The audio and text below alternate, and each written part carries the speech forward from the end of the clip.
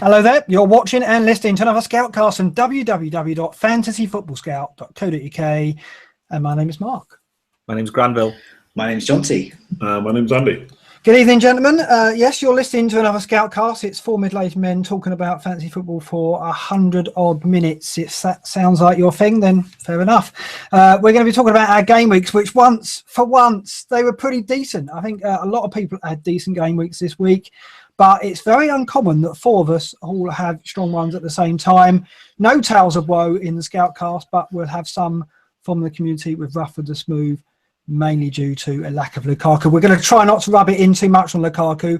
We've had instruction, Jonty, not to rub it in to people with open Lukaku wounds. Isn't that right? Yeah, the word smug has been bandied around. And and we're going to fulfil that for the first 5 minutes or so. And he's even got shades or something. Yeah, and then we'll move on. I'm worried that I just got classified as middle-aged. Middle-aged? Well, yeah, okay. Is that a wound in itself? That's a bit of a blow. Sorry, my smugness is gone now. Jonty and Granville have got no qualms with that. Granville, it's good to see you back. And you did say before we went on there, don't say that I'm only back because I had a good game. No, that we would. The cynic in me would think that, but I'm sure that is not the case. You actually said you've had a few decent weeks. I've had a few decent weeks, yeah, and I've been missing for 3 weeks. But so it just proves that I'm not. I don't just come on when I've had good scores. No, I still can have a moan because I didn't captain Lukaku. Is that right? I'm sure you can have a moan. That doesn't surprise me at all. No, you got 81 points without captaining him, which is extraordinary. We'll go into that in a minute. We'll start on the top low. Let's talk to Andy first. 93 points. Didn't take a hit, so 93. Try not to be too smug. Andy, over to you. Yeah, like I said last week, got Lukaku in, I think it was straight after the Scoutcast on the next day. Last week, put captain on him straight away. Didn't really look elsewhere because apart from Ibrahimovic, I didn't really feel that anyone had a decent enough fixture. So obviously, yeah, Lukaku was brilliant. Brunt again, 9 points. I think he's kept up nearly 9 points for the last 7 home games now. He's just ridiculous. I think most people who want him now have obviously got him. But Alonso with a goal too. And then probably my favourite, even maybe more so than Lukaku, Mkhitaryan finally gets me some points. Now, he's averaged me probably 2 points a game, even with that haul. But it's still nice to keep hold of him and actually get the points. He looked really good, actually. So hopefully he'll do that again this week. So yeah, I was really happy about that one. Was that more satisfying than Lukaku in a way? It must have been. Yeah, I never sniff at 4 goals, but yeah, I mean, I actually started losing my voice a bit of the weekend because I celebrated that goal so much when it went in. Because I thought he was going to miss it. I thought he'd taken it too far, and obviously got deflection off Schmeichel. But when back into that, I was so happy, and then obviously got the assist as well. So because I've been going into Sundays with Mkhitaryan, Ibra, and Jones with decent scores, hoping that they can be the icing on the cake, and then it never delivers. Ibra does, but not the rest. So it was really good, yeah. No, you've had uniced cakes for several weeks, which are never that great. What's his ownership? It was like 2.5, 2.8. See, that's what makes it good, you know. And you get 14 points from a lowly owned player. Yeah, it makes a difference. It makes a difference to your rank, and plus it gives you it does give you that bragging rights more than Lukaku scoring. Well, kind of. Apart from I got him 6 weeks ago as a differential. Yeah, if you don't mention that, well, I could have got Ali. Jonty wouldn't mention that, would he? No, certainly not. It was a poor pick, but yes, very. The thing is, Andy's been mentioning it every week because he's been going, "Oh, I'll hold him one more week." It's like the Ibrahimovic thing. Yeah, exactly the same. Yeah. Yeah, but it came good, just like Zlatan did as well. Okay, then it's me. I got 90 points. Got to be happy with that. Lukaku captain Coleman came in, got me the assist. It was a rout, wasn't it? Everton Bournemouth. It looked shaky for a bit, but when Lukaku scored after 30 seconds, that was like. It's like the relief of that. That's one goal. I'll take that. That'll do for my captain. Then everything else was extra icing on my cake. But yeah, let's not be too smug. Over to you, Jonty, with the remit of not being smug. I mean, I got not as good as you. So I got 89 and I had a -4. So basically, this was a week for me where I was really just sorting my team out a little bit. So I had Giroud and Ahmet. So Ahmet's not playing, and Giroud's will he play? Will he not play? And so I got them out for Coleman and Carroll. Because I already had quite an okay team. I already had Lukaku in place, who I captained. The best thing, I think, my week really was Sigurdsson again. He's just the Welsh Icelandic gift that keeps on giving, and fantastic. One of my favourite players. Yeah, I didn't expect him to get anything at City. It's annoying because I didn't get him in because he had the Liverpool and City games coming up. I thought that he wouldn't produce. He's got 2 goals in both of them, so he's fixture proof. He could even get something at Chelsea maybe. So yeah, I mean, he's in my team now, but yeah, I missed the points. Carol, not worried about this? He's kind of like a constant doubt, isn't he? I'm okay with it because, I mean, although my bench has a number of doubts at the moment, so it's a better shape than it was in. So I've got Daniels who's a doubt, I've got Evans who's a doubt, but they're both kind of perennially kind of might be coming back. And I've got Stanislas, who is now lost his place, but would he come back again? Yeah, I think perhaps after that showing, probably.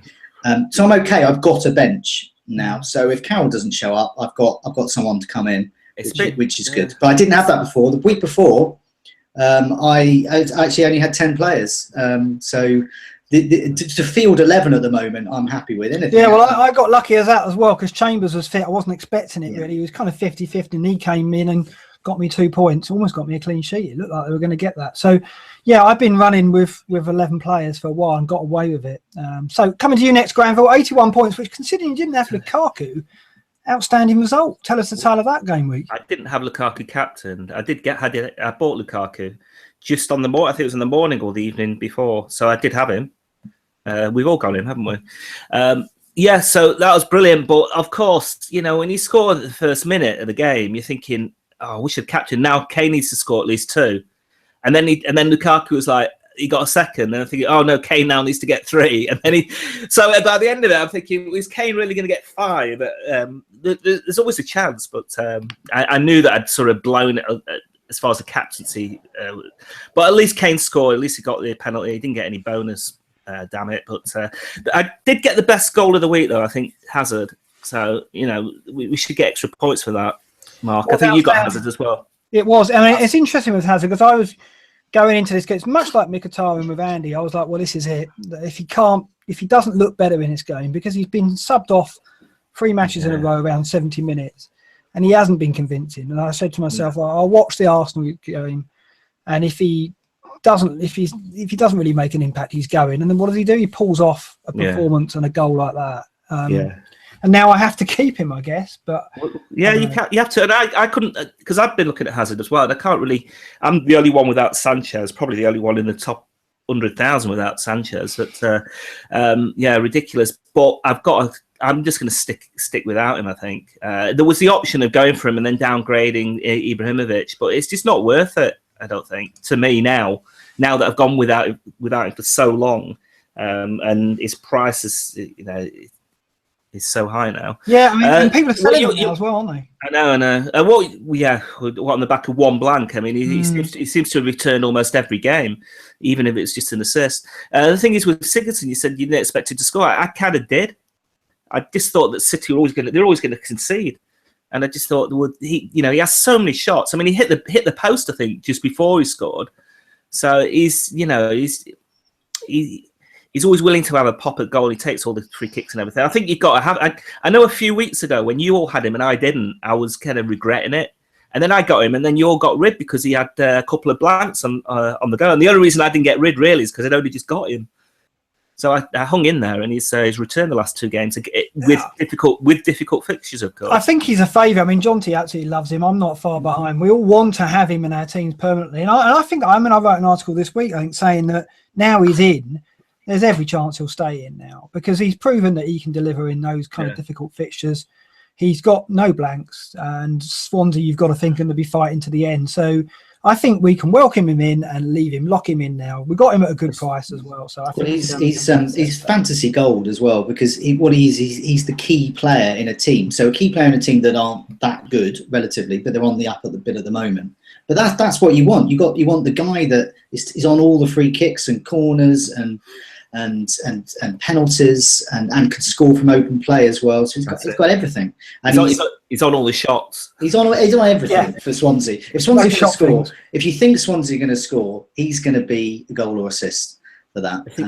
And look at the fixtures. It's not just he plays every game. Leicester, Burnley, Hull, Bournemouth in the next 5. I know he's got Chelsea away, but you know, who knows? He can score. No, you just never know. Yeah, no, absolutely. He can get a goal out of nothing, can't he? And Swansea are a surgeon. I mean, I think the key for me is I didn't expect that Liverpool result, and I got rid before those games thinking Clement hasn't had the impact yet, and immediately I got rid. Clement's impact came in, and he looks like he's turned it around. So all praise Sigurdsson. we're all going to get him in, I take it. Let's look at the rough of the smooth. We got some tales of woe, Jonty. There's a few. I've picked on poor old Az, who's part of our team, just as a typical non-Lukaku owner, because this is what a lot of people are feeling this week. Is they've looked at their scores, they're on about 40, 50 points, and everyone around them is on about 80 or 90. So Az got 44, just a typical non-Lukaku owner. So Captain Eriksen didn't work out, and that's what a lot of people did. There's another one here. So Mar 17, he had held on to Mkhitaryan for 7 weeks, but then dropped him. I think this is almost as worse than not having Lukaku in, because it's just that you go through that patience and then you drop him, and you drop him from a guy away to Hull who blanks. I think that is worse. I think that would be so. I mean, Andy, you must have felt close to doing that, and surely his return on Sunday was just the relief of the fact you hadn't got rid of him.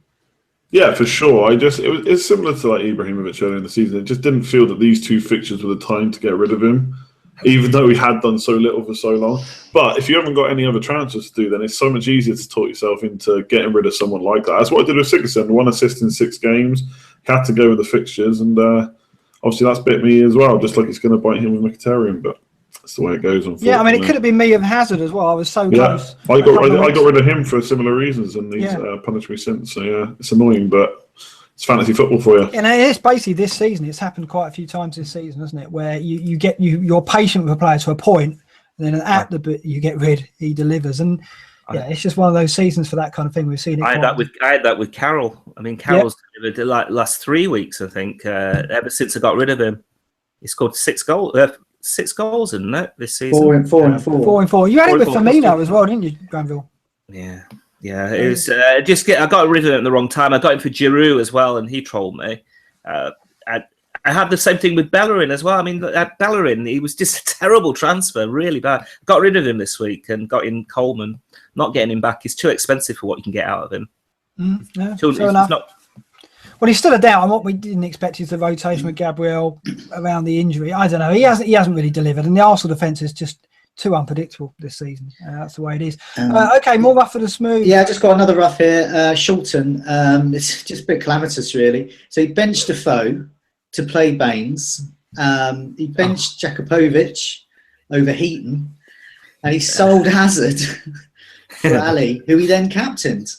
Yeah. It just all went wrong. 43 points lost as a result. I mean, let's go through that one by one. I think the most surprising there is probably benching Defoe. I quite fancied him at Palace. If I owned Defoe, I would never bench him because he's like that. He's the way he scores goals. He's just so quick. When he takes his first and second touch, they're so quick that he's just going to score. I didn't expect Sunderland to hammer Palace, but nevertheless, Jakupovic over Heaton. Understandable.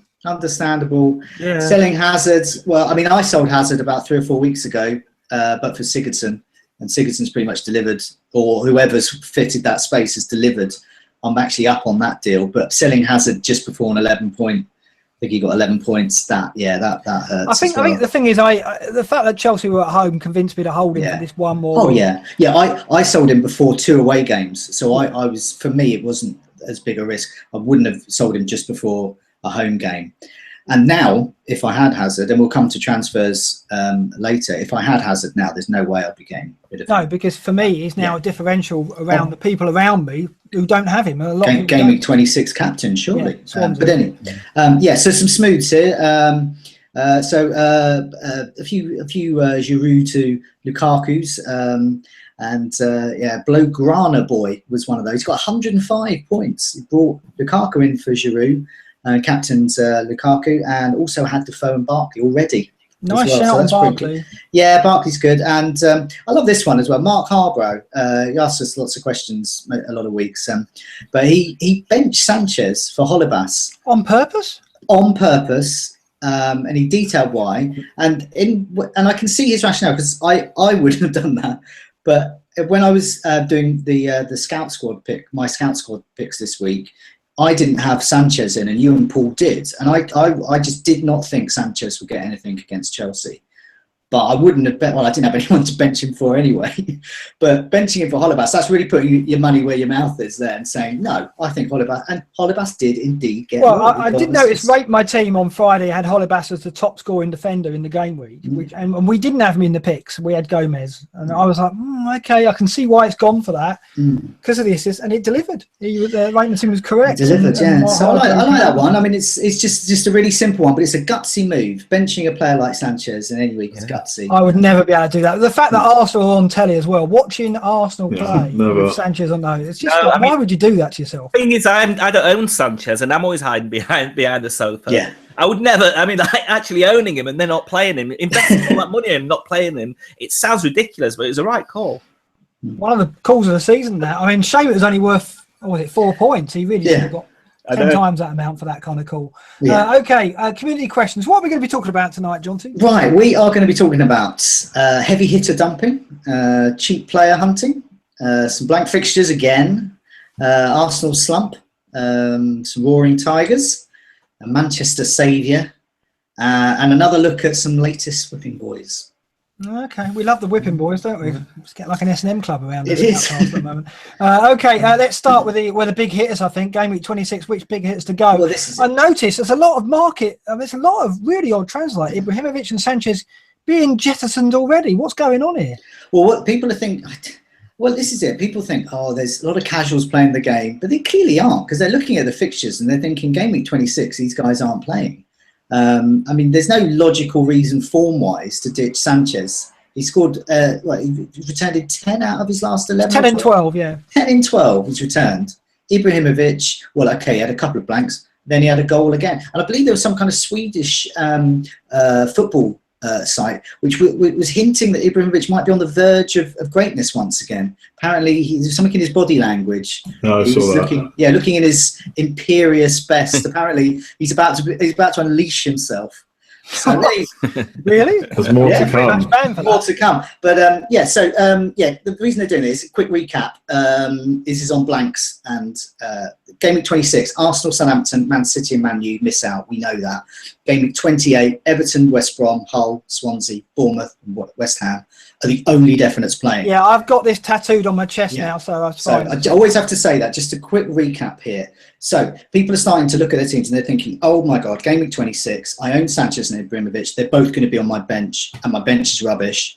And do I really want to bench both of them? And will both of them actually not only play game week 27 over the next 3? So Flinny asked what to do with the big hitters such as Sanchez and Ibrahimovic during game week 26. And we had I've kind of bundled them together. We just had loads of questions about this, really. So lots of other posters. So is it madness to bench both? He says, what about? And this is important because he does remind us in game week 27, sandwiched between the potential second blank for Ibrahimovic is a home game against Bournemouth. So we've seen what Lukaku can do to Bournemouth. If Ibrahimovic is back to his imperious Swedish best, unleashing himself at that fragile Cherries defence, then it's going to be unpleasant.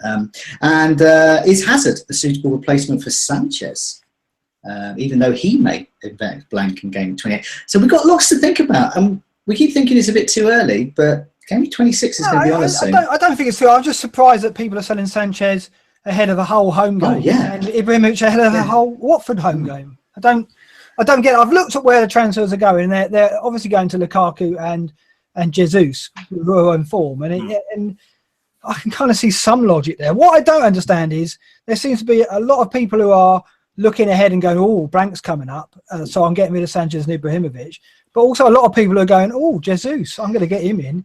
It's kind of a contradiction. There's a split people who are aware of 26 and making transfers accordingly, and those who are just going, well, Jesus is a great player in form and he's got Bournemouth next, I'm going to get him in no matter what.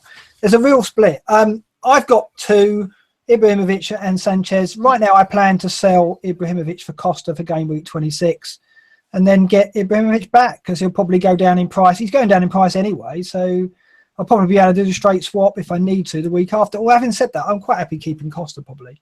So that's what I'm doing. I'm benching Sanchez. Pretty straightforward for me. And then I only need a couple of active subs, which I should have by then. Granville, you haven't got Sanchez, so presumably it's only Ibrahimovic is a worry for you. What are you doing? And you getting rid? No, I'll probably keep him. I'll probably just keep him and bench him. The option obviously is Costa. Can I go into that game without Costa? Maybe. I'm just worried because what tends to happen is that once you get rid of a player, it's a bit more difficult to get him back, particularly the week after. They're playing Bournemouth, so it's one of those that I might just end up, if I have to, going with 10 players. I don't think that'll be the case, though. I think I should be able to get full side out, even with Ibrahimovic on the bench. I don't need the money, actually. I think there's enough there to spend on quality just for that game week. There's some good fixtures there. I mean, Everton, I could get someone like Barkley and to fill that game. I mean, it's sort of an obvious one to me. And maybe in Hull there might be a couple of options with Hull City as well. Yeah. I think definitely they're on the up. Strangely, I still think they'll go down, but right now they're playing Burnley next. I mean, it's good fixture. Well, on the blank game week, it's good fixture. Yeah, we're talking about Hull later on. So you're gonna bench Ibrahimovic. That's fair enough. Andy, what are you doing? You've got Sanchez and Zlatan. Are you benching both? Yeah, I'm going to bench both, but I have to preface that with, obviously it depends on your team. I have Mkhitaryan, Jones, and Amat who aren't going to play either, so I've got to get rid of them first. The beauty of this, though, is we don't need to decide this week. Obviously, we can wait till next week, because let's say Chelsea get knocked out, then Ibrahimovic to Costa, then we'll know that before we have to make our transfers. Yeah. So that then becomes such an easy move, even possibly for a hit if we know he's not going to blank. But right now, I'm looking at benching Ibra and Sanchez. One reason I want to keep Ibra is because of that Bournemouth fixture. They're shipping goals everywhere, left, right, and centre right now. And I look at the fixtures in that week, in game week 27. If you get Jesus in, maybe Man City against Sunderland, but I don't think many of us are probably going to bring him in. We're going to talk about that later.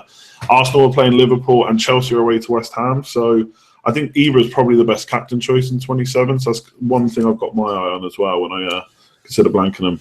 You've got Burnley at home, though. Sorry? Siggy, Burnley at home. Yeah, I'd rather. Well, yeah, I prefer the captain. That looks all right. Ibra, I think. Okay. I think that looks all right. Jonty, what are you going to do with them? Well, yeah, I said I'm in a lucky position. I've only got two. I've got Sanchez and Ibrahimovic. I could just bench them both. I think that Chelsea game, though, is a bit of a worry. It would be a shame to do all this wonderful planning to survive game week 26 and then find people going out with 8 players, captaining Costa and Hazard, and completely annihilating me in the rankings. So I'm looking at that. One thing I'm looking at is, as Andy said, I don't have to decide until we find out who's definitely missing game week 28. But I look at Manchester United and Arsenal's fixtures, and obviously neither are playing game week 26. In game week 27, that Bournemouth game is so good. So I know I'm going to want Ibrahimovic straight back in. Whereas I'm not quite sure away to Liverpool, I'm going to want Sanchez straight back in. The reason is Ibrahimovic is a classic captain for game week 27, whereas Sanchez away to Liverpool, yeah, he could score. It could be one of those tight games, but I don't think he's going to be very well captained. So I think I can survive with that. So I'm looking at Sanchez out for Hazard possibly, and captaining Hazard that week. Okay. Yeah, I mean, that's interesting. I mean, it's going to come down to the cup results, though, isn't it? Because that is going to dictate things. If Spurs go out of Fulham, suddenly we're looking at Kane, maybe. Because then after say Arsenal and Chelsea both miss game week 28, I don't have to worry about Sanchez coming back until say game week 29 or so. So I've got a bit of time there, and I am in that lucky position that I'm well sorted for. I've got technically nine players for game week 28 already, who are definitely playing just out of those teams. So because I've loaded my bench up with players from those teams, so I've got room to manoeuvre. So I'm not too worried about it really. One thing I'd say as well, if we're looking at bringing, like, Costa just never worries me. I don't feel that he's ever going to punish me enough by not owning him. He's only got 3 double figures all season. Chances are he's going to maybe get 8-9 points, and there's defenders with very good fixtures in game week 26 who could get clean sheets. That's 6 points straight away. So I just feel it's worth saving that transfer. If they're out of the cup, then that's a different story. But if not, I just feel like that transfer is just worth saving. I just don't think. Obviously, he could go and score a hat trick now, and I'll be eating my words. But it just never worries me, Costa. He's going to score, yes, but he's not going to score a hat trick. He does like Swansea. Yeah, I was going to say he's got a phenomenal record against Swansea. I know. But having said that, I completely agree with Andy there. A home game there, Costa doesn't worry me. Never does most weeks. He's a really handy player to have. He's a long-term pick because he's like Sanchez at the moment, where he'll get like a goal and an assist and get kind of 6 to 9 points, which is good. And every week, if you've got him every week, it's brilliant. But really, as a one-off or 2 games, which is what we're talking here, Hazard, I prefer. I think the key is you want to have some Chelsea player in that Swansea home fixture in that week, because you've got to think that people are going to lump on Costa if they're going to get rid of Ibra. Yeah. They are already. So it's just not having a Chelsea player at all is a bit. Well, we've all got Alonso, I believe. Yeah, there's Alonso, of course. Yeah. But I mean, you can always go for the second Chelsea defender, just like you did a few weeks ago, and you got Azpili. I think that is an option. I mean, because it's a bit difficult for me to get Costa because of who I have to sell. I don't want to sell any of my strikers right now; they're all returning. And Ibrahimovic, I don't want to sell because I know that I want him for the next game, and I don't want to be forced into a transfer. So I might just do that. I might just get a second Chelsea defender if I can't find anyone else that I can bank on, because I think there's a good chance of a clean sheet there home to Swansea. Yeah. There's also, I just wanted to say, Tottenham are playing Stoke at home in game week 26, and there is an option for some. If I've got 2 free transfers left, of perhaps getting Kane in somehow. Kane for Carroll and downgrade, but then I think that might get a bit messy for me, because once you start downgrading Sanchez, then there's no way back. But the thing is, if Spurs go out to Fulham, which is probably the most realistic chance of a shock, I would say, then suddenly we're all looking at Kane, aren't we? Because then he's got 2 home games and a game week 28. But that's the beauty. We'll know by then, so we can make our moves now. But it's good. I think it's good for us to discuss this now, start thinking about it, and for people to start looking. Because I do look at some people's teams, and they're stocked up with maybe 6 players that are missing in game week 26. They haven't really, their bench is full of maybe a bit of Southampton defender, and that's not going to work out very well. So no, it's fair enough. Yeah, I mean there's a lot. I mean, it's all dependent on those FA Cup games. We need that clarity, and if you can give yourself that time by preparing your team now with a few transfers. But Sanchez and Zlatan, getting them out early, I'll worry about that. I'm surprised at it. I just think obviously the allure of Jesus and Lukaku is swinging it for people, but I'm shocked because I think that's going to punish a few at the weekend. I mean, Sanchez and Ibra, they're going to blank in home fixtures. One of them's going to score, aren't they? So it's getting rid now just seems a bit premature, I think. Next question, Jonty. Well, this is, the same thing, but it's looking really at the cheap players. So game week 26 and 28, which cheap players do we get in? So TM370 wonders whether short-term thinking is negating long-term success here. As we said, we're talking of people ditching Sanchez and then looking to load up on Bournemouth and Hull players.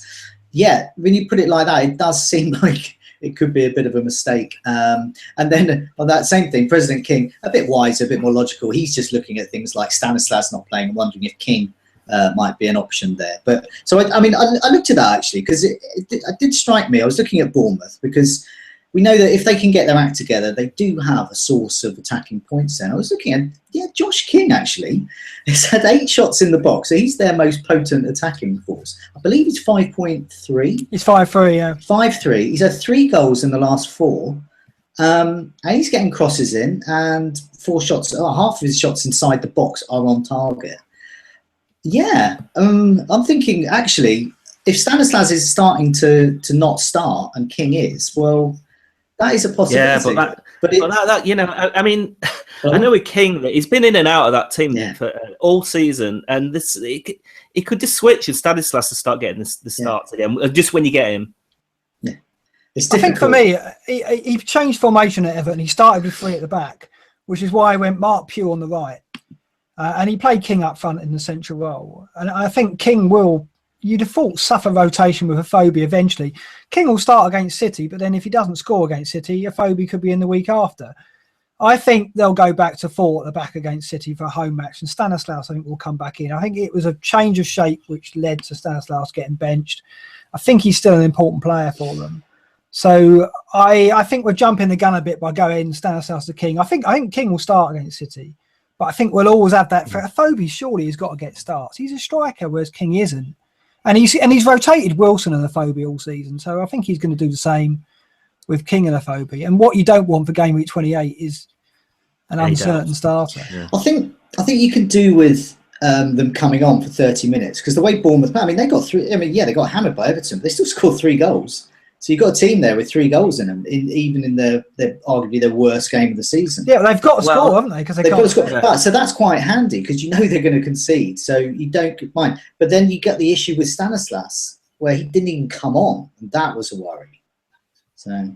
Yeah, I kind of think though, you put Jordan Ibe on, Liverpool man against Everton maybe. I mean, Jordan Ibe doesn't convince. I think Stanislas is back in. Mark Pugh is not a regular starter. It will be because Pugh could play wing back. He's played full back before, so I think that was the reason behind it. So I'm probably going to sit on Stanislas and keep him and see what happens against City, because he's going to be on penalties as well. With Callum Wilson out for the season, when he plays, he'll be taking pens. If Stanislas doesn't play, I don't know who would be on pens. Charlie Daniels maybe again. Hello? He would be. Charlie Daniels would be on, but if Stanislas isn't on them, it's Charlie Daniels. Yeah, okay. So, I mean, anything else in terms of cheap players? I said in the preamble, I do worry that we're going to get, when you're looking at 28, you want to get the key players in, the Sigurdssons, Lukaku, Coleman, maybe Baines, the players that are going to get you points. There's no point in taking hits for players who are going to get you 2 points. And, when you start looking lower down the pecking order, then that is what you're getting into. Totally agree. Yeah. I think there's some merit to taking hits. I was looking earlier at my team, and I think players like I've looked at Maguire at Hull or Robertson. There's Funes Mori's only 4.7, I think now. So you can take a hit for them. So I'm looking at possibly a -8 next week for 3 players. Now, if none of them score well and they all get 2, then I've lost 2 points. But potentially I'm going to get a clean sheet out of a Hull and Everton player who at their prices, like Maguire's 4.4 and I think Robertson's 4.3, they sit in a category just above Amit. They're like 0.3 and 0.4 million more. You can bench them on weeks where you don't have them. They just then become your 5th defender, but they're really handy for game week 26 and 28 where there are going to be blanks. So I think there is, it could be viable to take hits for them. And that's the kind of players that I'm looking at. I'm looking at playing 5 at the back in game week 26, just so that I don't have to get rid of players like Ibra and Sanchez and I can bench them. Well, Maguire, have you seen Maguire's stats? Yeah, I was just going to say, let's talk about Hull now, because we've got a question on them. So it seems good timing to bring that up now, because I want to talk about Jakupovic and Maguire and also Hull's fixtures going forward. Jonty, what was the question? Yeah, so Ruchi7 asked, time for Hull defence. And the Tin Man says, which tiger do you have your eye on? And yeah, I mean, as Andy says, I've got a table here, attacking defenders. So last 4 game weeks, Alonso is at the top, as you'd expect. But bang on equal there. 8 goal attempts is Maguire. There he is. So yeah, he's a monster, and he rumbles forward in open play as well as set pieces. And they're getting clean sheets. Yeah. And when they played in these so-called tough games against Liverpool, and they've got Arsenal coming up next, by the way, and Chelsea. They put in a good show for these types of tough games, and they lost to Chelsea, but they humbled Liverpool. Yeah. They took advantage. Liverpool's attack is a bit out of sorts at the moment, but Hull shouldn't be doing that to them. So they're definitely looking better. ahead at the fixtures, and Hull's after basically they play Arsenal, their next 4 home games are Burnley, Swansea, West Ham, and Middlesbrough. There we go. And they can keep clean sheets in 3 or 4 of those. The way that Marco Silva's got them playing, and if you don't, I can understand Jakupovic is a temptation because he's 4 million. And interestingly, Jordan Pickford's back in training now, so I was going to look at Pickford to Jakupovic. I may not now, which drives me to look at the man Maguire. I think he's definitely. I've looked at his stats I'm talking about him on the show this week. He is one to watch. He's one that the hardcore are going to go to, because a lot of people are going to have Jakupovic anyway. We know he's highly owned, so that means people are going to look at that and go, well, I've got Jakupovic, I'm not going to double on Hull, even in the game week 28 situation. So I think Maguire, the door is open for people who don't own Jakupovic. That's a clear route to go down, because he's got a goal in him. He hasn't got it yet, but it looks like it's coming. You know who reminds me of? This might be a bad omen, but it does remind me of Phil Jones a little bit. Like a big kind of lumbering centre half who gets forward, and he's actually someone who's willing to carry the ball. I really like him. I think he's going to be a good player. Well, he was heroic against Hazard in the game at Stamford Bridge. They lost 2-0, but unfortunate there. He was fantastic in that game. And after I said that Hazard were going to tie knots in him, he didn't at all. And Hull's fixtures, I've looked at the running as well. I've looked at the ticker. If you look at the ticker, if you're a member and you sort 25 to 38 now, and you sort by that, look where Hull are. And this isn't just for the double. This isn't just for the blanks. I just think that going forward, getting a cheap Hull asset in there, all right, you might want to get rid of the doubles when we start stocking up. But He's going to see you through to the double. I think they look like they're ready for the fight. I mean, I thought they were definitely down, but the last couple of games have really started to show that they want to fight, and they've got a really, really good run. In Burnley, Swansea, West Ham, Middlesbrough all at home, next 4. It could be better, and Leicester in there as well. Those are pretty good fixtures. You can trust them. Are they playing 4 or 5 at the back? Is there any chance he gets rotated? I know he's played quite a few in the row now, but they've got a few centre backs, right? And they just bought a new one who I won't try and pronounce. They've got Davis out. They've got Davis out and Dawson injured as well. Dawson's injured, yeah. Okay. So he has to play. Yeah, they haven't got anyone to replace him. But no, across Hull though, a bit like Watford at the moment, they've got some new recruits in, and they're looking quite good actually.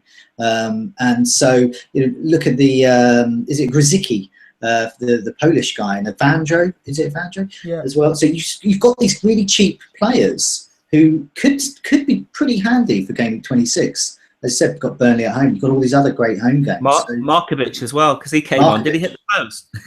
And he's a guy who played for Liverpool, didn't he, a couple of seasons ago? Didn't do anything really, but he could be the kind of attacking player, attacking differential. I think for them and Watford as well, they've got players in with a point to prove who've fallen out of favour for whatever reason, their own clubs, but they're not because they just fancy a payday. They seem to be up for it. Niang, is it? Niang at Watford. Niang at Watford is looking quite impressive, actually. It hasn't worked out for him in Italy this season, so he wants to put on a good show and hopefully get a good contract next season. So, yeah.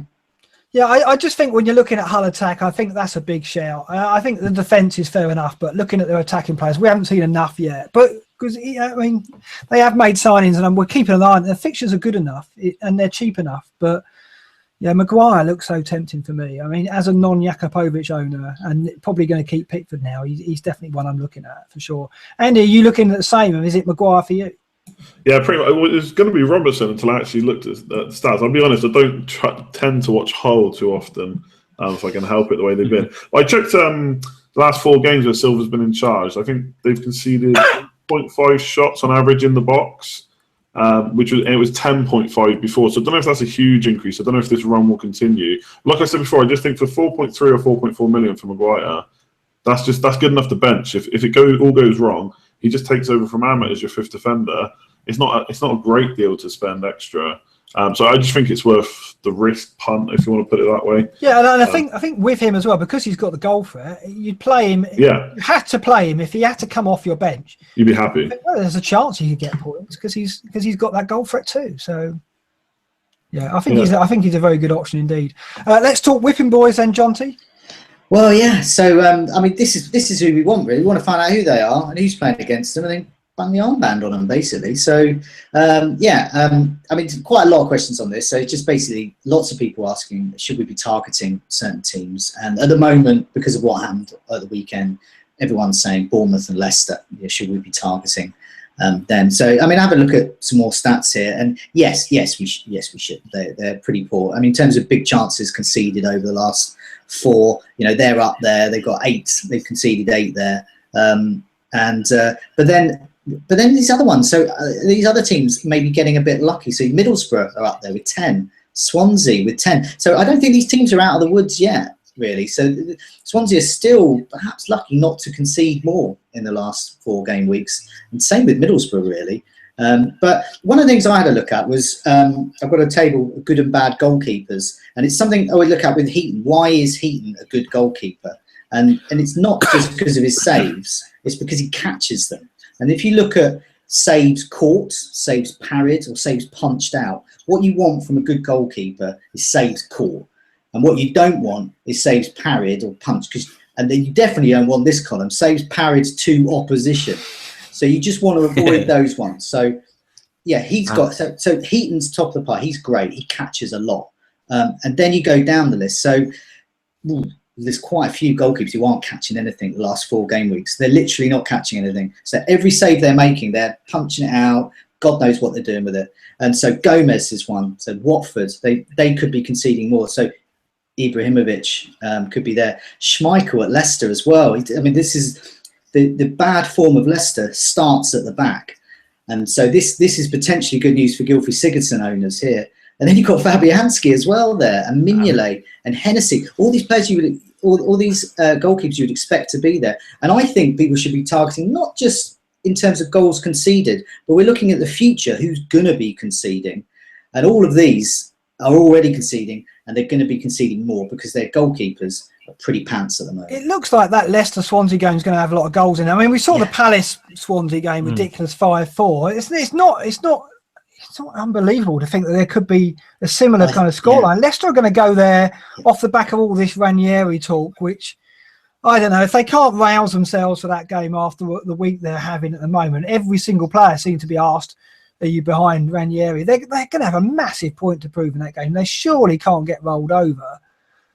So it's going to be a big duel, that one. I think there's got to be goals in there. I mean, when we come to discuss captaincy, I'll bear that in mind. Hold that thought. But I think Bournemouth and Leicester at the moment are the two, because I think we've talked about Hull and they're in full survival mode. Sunderland full survival mode. Bournemouth and Leicester aren't yet. I don't know whether it's a kind of belief that they're too to go down. I'm sure that isn't the case, but it seems they're not in that mode. They're not in the bottom three yet. That's probably why, and they haven't. I don't think either team's been in the bottom three yet this season. I think once that happens, you might see different. Is that really what it takes? So they must know that they're in this now. There's so many teams that are so close now to getting dragged into it. Southampton are on a terrible run, and if they're not careful, they're going to get in it next. It's difficult to understand what Leicester's mindset will be now, because they're just coming off winning the league, and now they're so far down. How can they change their attitude? Because they do seem like they're in free fall, but they must be still thinking about last year. Yeah, it must be tough to go from being champions to now having a relegation fight. I mean, they've already got their new contracts and stuff based on last year, so it's a good point actually about the contracts. But how could they must have thought this year that they might be going for Europe or certainly top half, but to be in a relegation fight, and they haven't quite dropped that far yet, but they're close. They're only 1 point above the bottom three.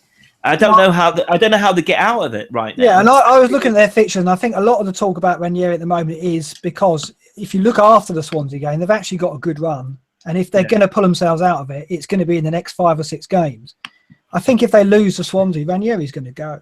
Because I think this is the time where you've got to make that change, because you've got this window of 5 or 6 games where you think we can win those games. But are they going to win it with Ranieri in charge? If he doesn't get results, are you serious? I do think he'll go. I think they've got to get a victory at Swansea, or they've got to get at least a point. If they lose at Swansea, I think he's in real trouble. I really do. But why would they sack him? He's just won the league. That's what football does. Even if they went down, he's still won them the league. He's been like the most successful manager in history. If they go down, they get parachute payments, and they might have a team to come back up again. I don't agree. Take that risk. You're talking about keeping the manager on the base of sentiment there. No. I'm saying keeping the manager on. What better choices are there out there? Who can change the Leicester mindset right now? I think he's the only player who can. He's the only manager who can. He knows those players. He can turn them around. I don't think they'll go down. He does know those players. If you read the reports, they're not happy with him. Right exactly. Now. The chatter is they don't want to play for him. So and the thing is, all the interviews this week, I've noticed. I don't believe it. I mean, this happened with Mourinho last season, but I think it's because Mourinho obviously won the league and then had a desperate season, but not. It's different with Leicester because the expectations are different. I don't believe that. I don't believe that the players are turning against him. No way. No, I've looked at every interview I've seen this week where they've asked, do you have faith in the manager? Like Kasper Schmeichel in particular answered everything apart from saying that. He said, well, we're all determined. We all know we're in a fight. He didn't actually say, we're all behind the manager. I know Danny Simpson has come out and said that, but there's been other players this week who have had the chance to say that, and they haven't said it. They've said everything around it. And I think there's something looking for it. That's because you're looking for it. Well, we'll see what happens. Swansea is a key game. If they can't raise themselves for that now, having every single player has been grilled and questioned about this. From a fantasy point of view, we almost want it to continue because they have become a team where we're looking at it and going, well, there's some goals in that for the opposition. As soon as a new manager comes in, you've got to think that that's going to change, because we've seen it at Hull.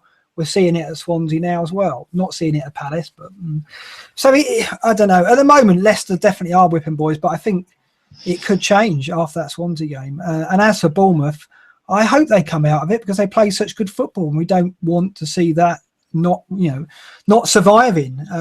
But I mean, Jonty, what's your views on this? Are you going with those two and that's it? No, well, no. As I said, I think it starts about you've got to be looking.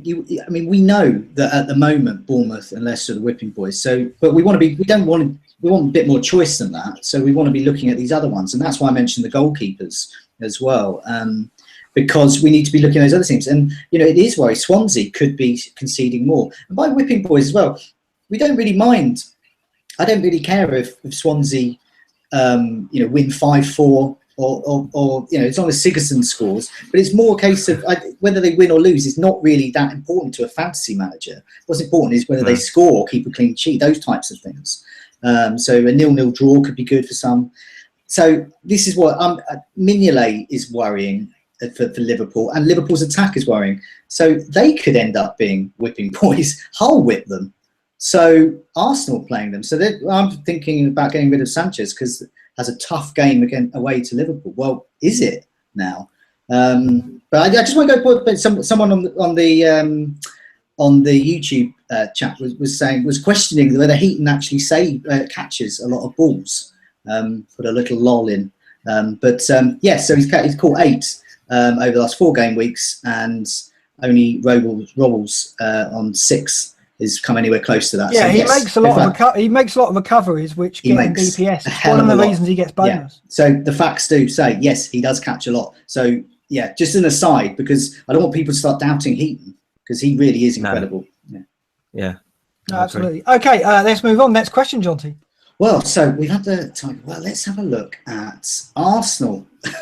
So we talked about Sanchez a bit, but so a lot of people are ditching Sanchez before Hull, which does, as you said, does sound a bit weird. But people are looking at thinking Arsenal in a bit of malaise. So I had a look at attacking stats the last 2 game weeks. So we know they haven't looked quite right, but they're still up there though. They're still creating chances. They're still putting in lots of goal attempts. I did a kind of a filter when I did a table earlier, and it kind of 4 game weeks before this, and they were in the top 2 or 3 for goal attempts.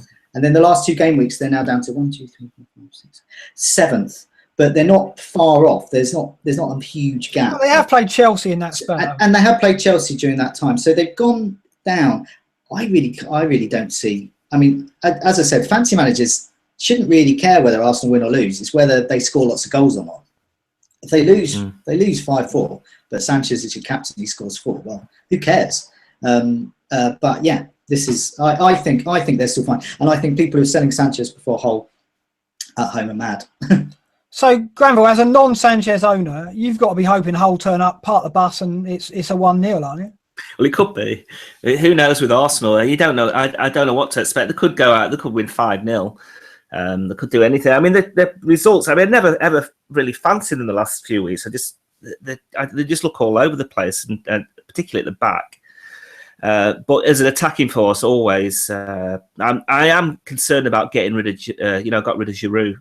Obviously, it was for Lukaku, and that worked out. But I think he might be back in. I'm not sure. I think maybe Walcott will get a game against Hull. I think he's got a good record against them. But yeah, I'm obviously going to be. I might avoid watching that game actually, and just. Well, Sanchez against Hull. That was the game he missed the penalty, wasn't it? If you remember, I think he got 2 in that game, and he missed the penalty for the hat trick because I had him in that. Oh game. yeah, that's when he kind of really woke up. I don't know. It's difficult to tell, isn't it? Because it's just the spirit in the Arsenal camp now after that Chelsea game. It was so disappointing. Well, the thing is, they're offered in this position every single season. They're in this position, and they're going to get results. They're still going to score goals. Definitely going to score goals. They're still going to get in the top 4. I don't think there's any doubt about that. The Champions League is going to be distraction actually for quite a few teams, and that's going to start very, very soon. I think we have to factor that in actually with Leicester as well, of course, because they're still in the Champions League. Yeah, I am worried about that. It's the early game, so let's just hope I don't get off to a bad start. And are you putting any stock in this? I mean, how do you think Arsenal are going to react to the Chelsea defeat? Yeah, I mean they're like a wounded animal almost. I think they're going to stick to the same formation. I don't think Giroud's going to come back in. I think Walcott will still play, and Sanchez is going to play up front again. So they've only come back to that formation obviously for the Chelsea game. So I don't think we can write them off just yet. Playing against probably the best defence in the league, I think they're going to stick to that. And then, like Jonty said, we don't really care if they win or lose necessarily. Ozil's top for chances created in the last 4. Sanchez is top for shots. So the players that we're going to get in our teams are still doing the business. So yeah, I got no worries about Sanchez. Like I said earlier about Hull, yes, they've looked a bit better. Whether they're going to keep a clean sheet, I don't see it. I think Sanchez is going to do really well, and I maybe ship him next week. I can see why you do that, but not this week. Jonty, your views on this? I mean, obviously, you think the same? Yeah, I mean, I want to keep him. I mean, he's a candidate for the captaincy, I think, and he's the whole. But then is a blank fixture. Then there's that away game to Liverpool. So the team I'm looking most at is Liverpool's defence. I want to size up whether Sanchez can get anything there. But yeah, no, I think I can see why people are ditching, but I cannot see why now. And I really don't see it with Arsenal. I think I don't know whether it's because it's fans or something. People always see the worst in their own side, or but to me, they lost against Chelsea. Chelsea are a much better side than them, but Hull aren't. Yeah, no, that's fair enough. It's going to be very interesting. Hull have got to fancy that, having got a point at United. They look like they know how to strangle a game, so we'll see. I mean, yeah. Do you think Giroud's going to come back? I think Giroud will play that game because I think Hull are going to drop deep, and that's the game he wants to play Giroud in. But also, it's the Champions League, is it not? It's on Wednesday, isn't it? Yeah, the following week. Yeah. Well, there you go. That's why. I mean, I think Giroud is definitely going to play that game, and he won't play in the Champions League. I'm sure of it because he's going to go for his strongest. They're playing Munich, aren't they, away? Who are they playing? I think they're away first leg. Yeah.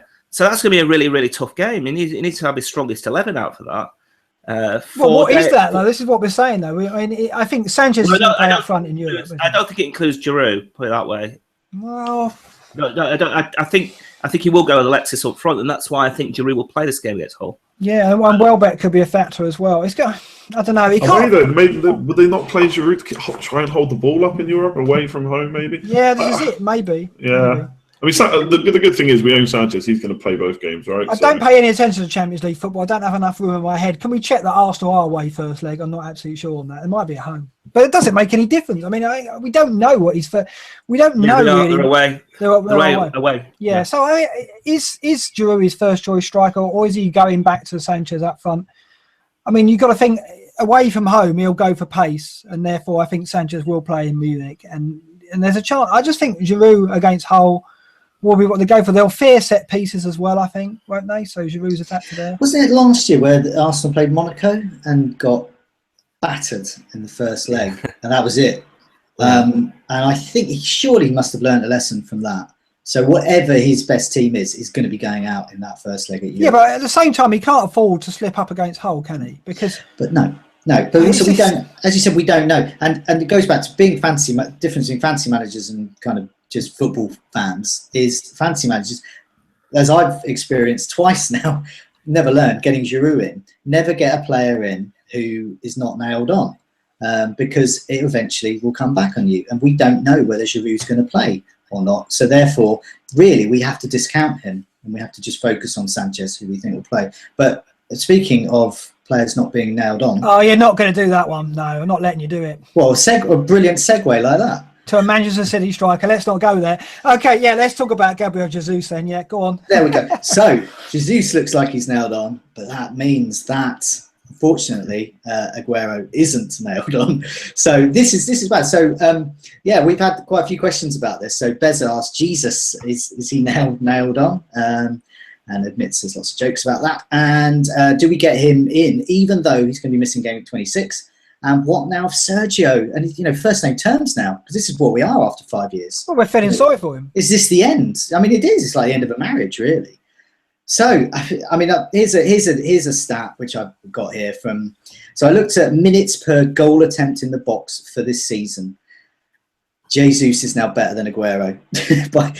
He's got a goal attempt in the box every 25.6 minutes he's been on the pitch. How many minutes has he been on the pitch? Not long, so it's a small sample size, but nevertheless, Aguero 25.8.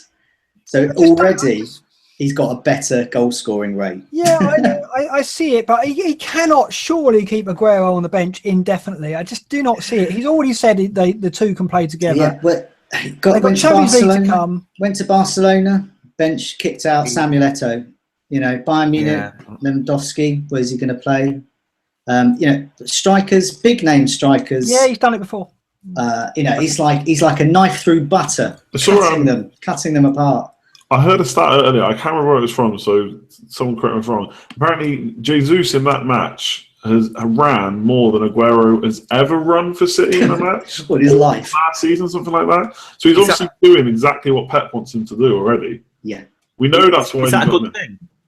Not for fantasy managers necessarily. It's not a good thing in game week 38 because they'll have no legs left. But yeah, but in terms of we know Pep likes his players to press. That's one of the reasons he went for him. So if that's what he wants and that's what he's doing, chances are he's going to keep his place a bit longer, I think. But it's not good news for us because we look ahead to the game weeks, the double game weeks, right? We're going to go, okay, Man City got a double game week. Jesus. But is he? Yeah, but I said last week. I told you last week, didn't I? But if you get Jesus in thinking he's going to play 2 matches, is he really going to? Because surely in a space of 4 days gap, they're going to play Aguero in one of those. Possibly, but a lot's going to depend on league positions and stuff at that point, I suppose, as well. And Champions League. Yeah, if he's really their main man and they're still chasing the league, then why not? Well, it's something that Pacino, our resident and Twitter's resident double game week expert, recently just posted saying, so if the way things go to plan with the FA Cup, and if, as he thinks, game week 37 is a double game week, it'll probably be Man City. They probably have the best. So they've got versus Leicester and Stoke at home. So that's great fixtures. But it's at the worst time for us because I can't guarantee any Man City players can play twice. So I look at that and I think, no, I'm not going to triple captain any of that lot, even Jesus, because I don't know whether they're going to play both those games. And in fact, I can't think of anyone will. But I'll be happily get them in and take my risk with whether they'll play one and a bit games and go for the bench boost game. Yeah, well, you're going to be bench boosting at 37 anyway. Yeah, or maybe not, maybe triple captaincy. But I certainly can't see an immediate triple captaincy at the moment if it all pans out as Pacino thinks it will. But yeah, that right. And it is heartbreaking when first name turns with Sergio. Fancy managers are really. Because last season, Sergio Aguero, triple captaincy, 70 points. What I will say, Jonty, I thought it was a game of numbers to you. It's a game of people. Rubbish. You changed that, haven't you? It's okay, these are game of numbers, except when you get these people like Sergio Aguero, who, you know, over these last 5 years, you know, the highs and lows that we've had, it's been like a marriage for fantasy managers. You know, missed a game week 8. That's like my wedding day. That's my. If I was going to marry Sergio Aguero, he would say, "Jonty, when we set the date?" And I'll say, "Game week 8, mate. See you then. See you at the chapel." When the players are sold, it's fair enough. But when they're sitting on the bench, it does seem like he is the best Premier League striker in the history of the Premier League, isn't he? No, he's the best fantasy. He's the best fantasy asset. You wouldn't say he's the best Premier League striker ever. I don't care about that. I only care about his fantasy. He's up there in the top 5. United, yeah. Well, I mean. It is strange to think that it's going to continue, but it's sad, like obviously it's a little bit sad that the guy we've loved for years and years is on the bench now. But I've not had it since game week 13. I've captained 5 or 6 different players. If he was in my team and playing every week, I'd probably captain 1 or 2 because I just instantly be drawn to him. Now, partly that's obviously my fault for not having the balls to go elsewhere, but I kind of find it a bit refreshing that I don't just look at him every week. Like I've had Sanchez a couple of weeks, and then last week I went Lukaku, and this week Lukaku scored 4 goals. I'm not even looking at him. I'm looking at Sanchez again straight away. So it's nice to be able to change up captains a bit. Yeah, I mean, not being right, even if Aguero was playing now, we probably wouldn't have him in our teams because he's not on penalties and there's always going to be a rotation risk. But it just seems shocking that he's been parked in the way he has. So Jesus, like Granville, are you looking at him? Do you think Jesus is ever going to be in your team until he get to 34 or 37 maybe? I got trouble because I don't want to get rid of any of my strikers. It's the same thing as not wanting Costa. I do want him, but I just can't see a spot for him. So that's the trouble. And also, there will be rotation. Is Jesus? Is he in the Champions League squad? Yeah, he is. I'm checked. Okay, so he could play. He could rotate between Aguero and Jesus. Between Champions League and league games, and you don't know which way around it's going to be. I think he will do that, actually. I really do. I think he's going to swap and change. It's proven to be really unpredictable, Pep, and I just can't rely on his team selection right now. I've already been stung when I got Iheanacho, and he's totally out of the picture now. Andy, what about you? Are you looking at him seriously, or are you just never going to go near City? I'm not going to go in for him before the blanks, so I'll be looking at him from kind of game week 29 onwards. If he's still got his spot, then sure, why not? But right now, it's a very aggressive pick, I think, with potentially great returns against Bournemouth. But I think for most people, who are you looking at getting rid of, I suppose? Ibra, who's also got a good fixture this week and a good one in 27. Lukaku, who doesn't blank, he's just scored 4 goals. It's very hard to get rid of one of those to bring him in, which I think is another problem. For someone that's also going to blank a week later, it just seems like a waste of a transfer. But for those that are doing it, they could reap rewards. It'd be interesting to see what happens after that. But I'm looking at City's fixtures, right? And if you knock out game week 28, they've only got 1 home game in 6. Yeah. So basically, knock out 28, which is home to Stoke. They play Bournemouth away, a blank, Sunderland away, Liverpool at home, Arsenal and Chelsea away. So basically, they've got a terrible run of fixtures, really, when you look at it. Okay, City away can score 3 or 4 goals, maybe, but let's not forget they only got 2 against Swansea. It wasn't like it was 5-1. So I think it's too risky for me, I think, because he has said that, like you said, that he can play with Aguero, but that would surely mean one of Sane or Sterling doesn't play, and they've both been in really good form as well. So for me, it's too risky. I can see why people are doing it in the short term, at least, because I know some of them have got 2 clean sheets in a row now, but again, you see that as a good fixture even away. I just think it's a bit too short term bringing them in. Yeah. Towards the end of the season, when they get their fixtures from 32 onwards are amazing, and they're going to have a couple of doubles in there. So I think there's an option, in a few weeks, but I don't think right now, and we have to keep an eye on that on the Champions League rotation, definitely. You endorse that, Jonty? Yeah, totally. There's so many other good options. So all the players we mentioned, Sanchez, Ibrahimovic, Costa, Hazard, then players like Sigurdsson. You've even got Barkley doing well, good fixtures at the moment. There's so many other options that can cover their points. So I mean, I haven't got Jesus in, and I didn't get his points, but I did get points from Ibrahimovic. I even got points from Andy Carroll. So I'm not too bothered at the moment because he's got those blanks and he's got those tricky games. But when it comes to the doubles, you're going to have to get one of them in. Sterling or Jesus for me. Sterling's looking the most consistent. But it's just starts, isn't it? And you can't rely on him it's so annoying, isn't it? No Man City triple captaincy. Let me ask you this. What do you think? Who is the typical Jesus buyer at this point in time? Is it a mix of more casual players and the hardcore players are looking and going, well, they've got Bournemouth and Sunderland next, so he's going to get points there? Yeah, or is it just people are looking at it and going, he's playing for Man City, he's 9 million, and he's scoring lots of points? Yeah, I've spoken to quite a few different managers, all different kind of levels and different levels of casualness and committedness to the game and experience. And they're looking at Jesus because he's a good player to watch. They think he's a good new exciting player, and you get this all the time. We had it with remember Martial. I mean Granville got him in instantly, but as soon as he got those goals, which he benefited, everyone was getting him in and going, wow, look at him. And then he barely scored again. And you get it all the time. I mean, people were going mad about Memphis Depay. Remember him? People just like a new, exciting attacking player who might get who got a double-digit score. Now, I'm not saying Jesus is a bad player. He's going to be a very good option. You said this last week about Sanchez. I'm not saying he's bad. No, because the trouble is when you say things you say things like, oh, I think Hazard's a bit better than Sanchez. Oh, Jonty said Sanchez is terrible. No, I didn't. And this is the same thing. But that's the same thing. I'm not saying he's bad, but there is that threat of rotation for all City players. My question about anyone who's getting Jesus in now, who are they selling for him? I mean, they're selling Ibrahimovic. Well, Kane is about to go for another price drop, which I think is odd as well. If I had Kane, I'd be clinging on to him for dear life. For sure. Yeah. It only makes sense because some of the midfielders are getting points, although not the last couple of games, but Ali and Eriksson. So they are options, but I can't think of any reason to sell Kane right now. No, and this is it. And also, we'll get to the FA Cup, and if Kane goes out, I mean, here's an example. So Mads Frey, who's just put a comment on the live chat on feed, he said, "I sold Benteke for Jesus." Well, good on you. See, that's a good move. So if you've got a bit of extra money and you've got a player like Benteke who's not doing it for you, great.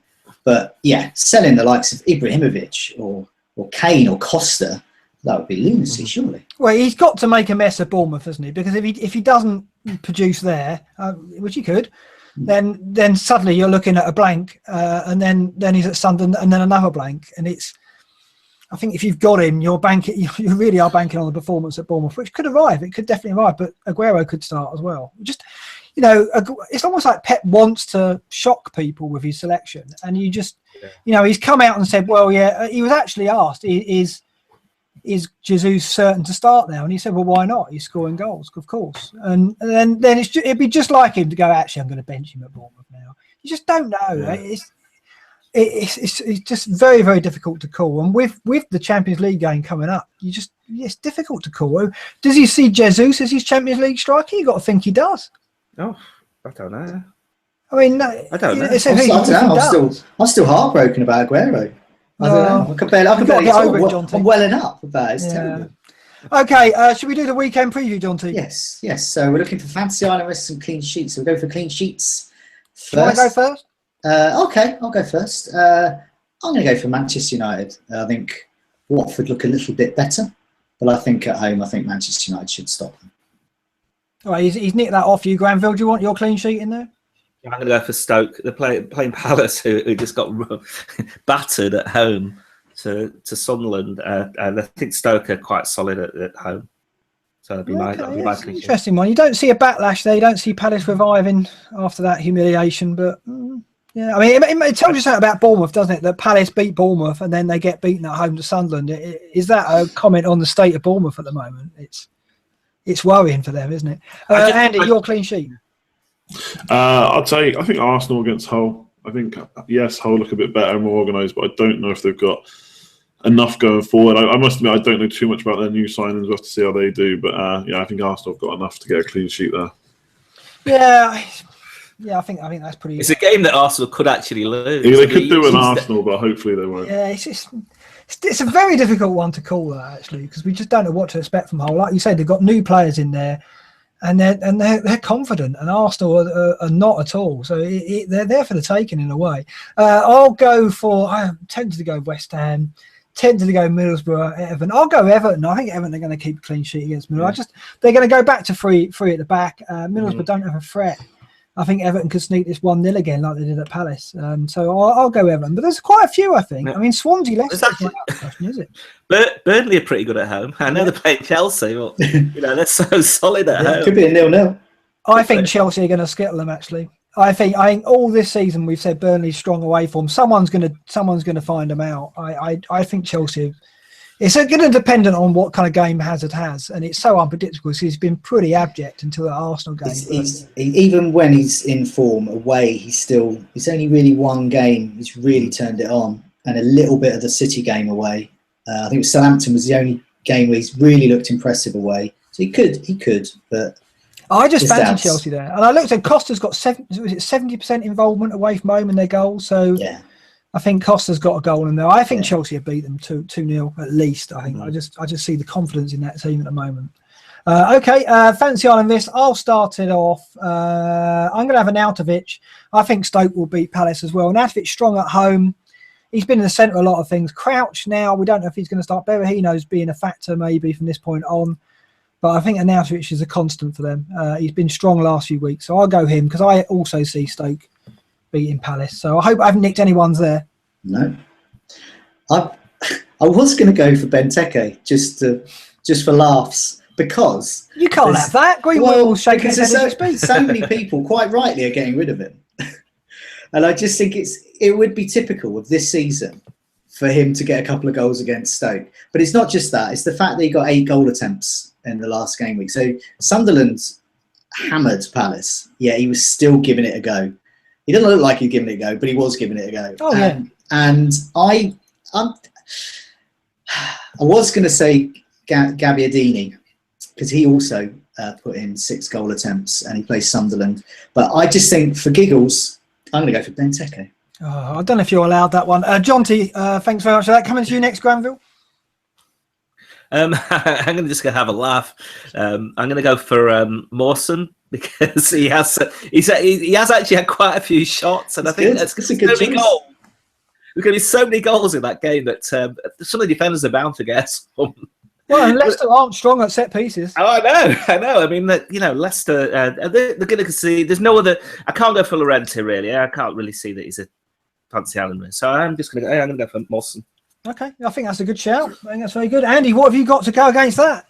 Are we at the point now where Sergio Aguero is considered a risk? Oh, come on. Coming off the bench 10 minutes to go. I think he is a risk. I don't think he's guaranteed to start. I think he is a risk. We've got Benteke. We've got Mawson, Benteke. Get Aguero in. I think it's just to prove how ridiculous the season is. Yeah, the one I've actually got lined up would never have been considered a risk last year. But Riyad Mahrez, 6 goal attempts in the last 2 weeks against Swansea. I don't think Swansea are going to keep a clean sheet even against Leicester. So if I can't have Aguero, I'll have Mahrez. It is a good question though. When is Aguero going to be considered a fancy Island risk? We can't be far off, can we? He's not guaranteed to start, is he? Yeah, well, that's the thing. He's bench fodder now. So I think he can be regarded as a fancy Island risk. Oh, it's heartbreaking. Oh, I'll take Aguero I'm not sure about Mahrez though, because I mean he's started at least. Well, we need to put the application form into Green Wimble to see what his opinion is on Aguero and what the conditions are before we're allowed to pick him. Because I think Arnautovic, Mawson, and Benteke, we must be allowed them. And I think Aguero has to be. I think he's close to qualifying, so he has to be a risk. Come on, pencil. Okay, let's do transfers and captains. I'll go first. So I had 2 free transfers this week. And already Sigurdsson's come in for Dele Alli. Now, I'll tell you why I've got rid of Dele Alli. I looked at the stats, and it's been raised on the site a few times as well. And when they're 4 at the back, it changes because Son's in the team, and he's more of an attacking outlet. And Ali seems to be suffering a bit. And Eriksson, he's taking all the set pieces now. Jones isn't there. He's taking right and left. So I kept Eriksson over Ali, and I think Sigurdsson's a must-have. I think we're going to talk about him in a minute. I think others are going to say the same. But yeah, Sigurdsson came in for Ali. The other transfer, I don't know yet. I'm looking maybe a Matt to Baines and doubling on the Everton defence at Middlesbrough. And then I'll have the Everton defence at home for the Sunderland game. But I may save it. Because it might be useful to have 2 transfers going into 26. So that's me. Captain, I want to go Sigurdsson. I'm 60-40 in favour of Sigurdsson over Sanchez at the moment. So I'm saying I'm going to go Sigurdsson, but I've had just had a good game week, and after a good game week, I like to consolidate and play safe, and that would be Sanchez. So I'm probably going to go Sanchez, but at the moment, 60-40 with Sigurdsson. Granville, what are you up to? I think I'm going to. I have to get rid of Ake. I've had him for weeks, and he's just dropped. He's dropped like a stone. You got Ake in there? Wow. There. He's still there, and I was tempted to sell him. When I got Lukaku in for Giroud, I could have swapped Ake for someone else. And thank goodness I didn't do that, but it was an option because I was thinking, well, he's going to drop another 0.1. But then I thought, I've already lost like 0.3 on him. What's another 0.1? And it's coming to the end of the season. So I kept him and benched him. So now I think this week I do have to get rid of him. And I want to get the whole guy, Maguire, in. And I'm probably going to spend 4 and downgrade Phillips. That's really my only option. So maybe I could do Lallana, but I don't know. The last time I got rid of Lallana, he went on a run again, and I don't know. I just like him too much as a player to get rid of him. It's 1 goal, 1 assist in 6. It's that scenario we talked about earlier, isn't it? Where you hold a player and then you get rid, and at the point you get rid, he delivers. Well, it's worked for Sigurdsson, keeping him through his lean spell, which is why I do want Liverpool cover. I think they are going to come back at some point. I think they've got too much attacking threat. It's just like when that's going to happen. So I think with West Brom, they're just not attacking enough. I know the difficulty is because they've got Bournemouth in that that short in game. 28, yeah. I've got Macaulay, and I've got to think about this. But I definitely have to get rid of Ake. And captain? I'm going to captain Sigurdsson, I think. Right. Another vote for Sigurdsson. Won't come to you next, Jonty, because you're going to say Sigurdsson for sure. We'll go to Andy next. Yeah, so I got rid of Sigurdsson for Morales a couple of weeks ago. I basically reversed that fixture, that transfer this week. So I've got Sigurdsson back in. I'm having to play Phil Jones right now, who is probably not going to play, which means Holebas comes in against United away. I could take a hit and get in someone like Funes Mori, who I'm probably going to have to do next week for a hit anyway. but there's a chance I might have enough money for Baines and Coleman next week, so I'm waiting on that. I might just, if I have to play Holebas, so be it. And I'm going to captain Sanchez. I think I'm happy enough just to have Sigurdsson. I think Sanchez is still a really good option this week. My main kind of dilemma is whether to play Crouch or Phillips. Crouch at home to Palace. Hopefully he's going to start, but I'm a little bit worried he got taken off early in the last game. I don't know if that was tactical or injury based. Phillips West Ham away, not quite as good away from home maybe, but still got fairly good stats. I don't want to convince you either way, but surely he's going to play Crouch against set-piece Palace. That's good. I hope so. I'd assume so, but I'm just a bit worried he got taken off early in the last game. It was like 56 minutes or something like that. So I'm a little bit worried about him. Phillips' stats are still pretty good, even though he's not been delivering points. But yeah, right now I have Crouch in the team, and I'm going to captain Sanchez. Okay. Jonty, to you. Well, yeah, I'm looking to save a transfer if I can. Carroll limped off a little bit, but apparently it's not that serious, so it's largely precautionary. So I'm hoping he plays. If he doesn't, I think I'm going to just take my chances with Stanislas or Daniels or Evans coming in and hope for the best. Because I feel my team's strong enough, and I'd quite like to have 2 transfers going into this game with 26, 27, 28, because it would be nice to have the option to do a bit of hokey-cokey and take out Ibrahimovic for Costa and then back in again or something like that. Or, it's nice to have that option. Captaincy, I'm just going to spill it's about doubts. So I have doubts over Sanchez because of the way Hull played against Liverpool and Chelsea. I don't have particular doubts about Ibrahimovic, so he is an option. I think he will score against Watford. And I don't have any doubts at all that Sigurdsson will do something against Leicester. So for me, it's who's less doubt. I think for me, Sigurdsson. Plus, he plays on Sunday, and Sanchez plays at 12:30 on Saturday. See, that's the thing for me. I look at it. I've got to watch that Arsenal Hull game, and it's a weird situation where you've got a player, but you haven't captained him, and you're going, all right, if he gets 1 goal, that's all right. But if he goes mad and gets a goal and assist plus 3 bonus, you're almost willing him not to. But it's your player. Yeah. It's a very odd scenario, isn't it? Yeah, I mean, and it shouldn't really matter, but it does a little bit. But I just think in terms of doubt, Sigurdsson, I think they're going to score against Leicester. I mean, just look at who's a whipping boy and who's a player in form. Sigurdsson's in form, Leicester are whipping boys. Should be ideally a perfect storm. I think he's going to get something. It's just like Granville says, is it enough, or Andy said, is it enough just to own Sigurdsson? That's coverage. And I'm on a run, so I don't want to make an error. And this is. I just think it basically comes down to which of your 11 players do you think will score the most? And I genuinely think Sigurdsson will score the most out of my 11 players. It's a revelation, Granville. It sounds so simple. Well, it is. I mean, that's what I think. So that's what I'm going to. I might be wrong, and Ibrahimovic will score. I'll tell you what. If anyone's been listening for the last 214 episodes, there it is. We've done it. We can stop now. We have turned into Last of the Summer Wine. Yeah. All I need now is Biff's Sports Almanac, and I can guarantee it's Sigurdsson.